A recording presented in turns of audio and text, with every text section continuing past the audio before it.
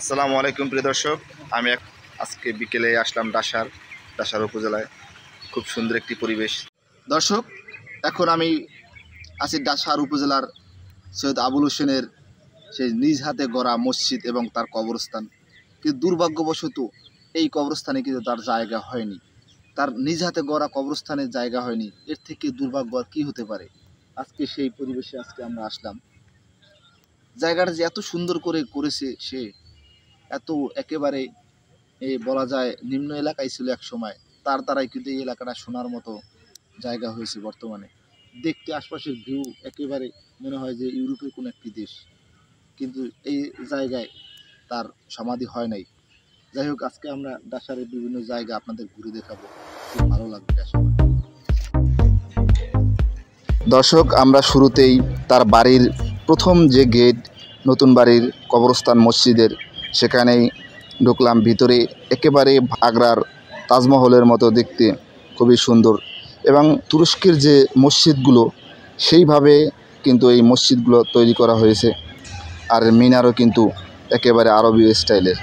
আর ভিতরে পরিবেশটা অসম্ভব সুন্দর। যখন কাশফুলের সময় থাকে তখন কিন্তু এর সৌন্দর্য দ্বিগুণ হয়ে যায়, দেখতেও খুব ভালো লাগে। প্রতিদিন কিন্তু এখানে দর্শনার্থী ভিড় করে কম বেশি, কিন্তু আমরা যখন গিয়েছিলাম তখন হালকা বৃষ্টির সময়, এই কারণে কম দর্শনার্থী। এটা কিন্তু তার মসজিদের পাশেই তার কবরস্থান, সমাধিস্থল। এই সমাধিস্থলেই কিন্তু সে চেয়েছিল তার কবরের জীবন এখানেই পার করবে।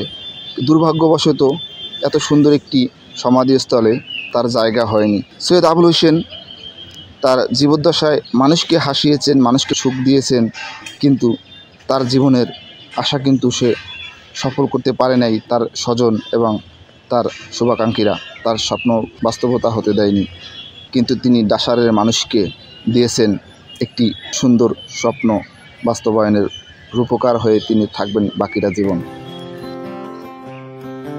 দর্শক, তার বাড়ির আঙিনা কিন্তু একেবারে ইউরোপের স্টাইলে, ইটালিয়ান স্টাইলে কিন্তু গড়া। তার নিজ হাতের শখের বাড়িতে হয়তো কেউ নেই।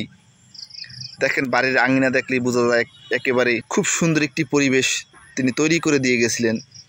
এই ডাসারের রূপকার সৈয়দ আবুল হোসেন ডাসারকে তার মনের মতো সাজিয়েছেন।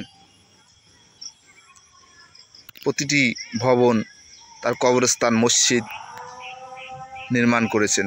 আজ তিনি দুনিয়াতে নেই, কিন্তু তার স্মৃতিগুলো রয়ে গেছে এই দুনিয়ার মাঝে, সকলের মাঝে, যা আজকে দর্শনীয় স্থানে পরিণত হয়ে যাচ্ছে। দর্শক, একেবারে বেলা শেষ প্রান্তে সূর্য অস্তিম মুহূর্তে দেখেন কি লাল আভা।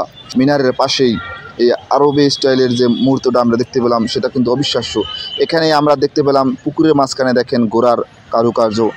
এই দিঘির, এই কলেজের পিছনে যে পুকুরটা, সেটা কিন্তু দিঘিটা, সেটা অসম্ভব সুন্দর। আর দর্শনীয় মানুষের জন্য কিন্তু এটা একটা সুন্দর জায়গা।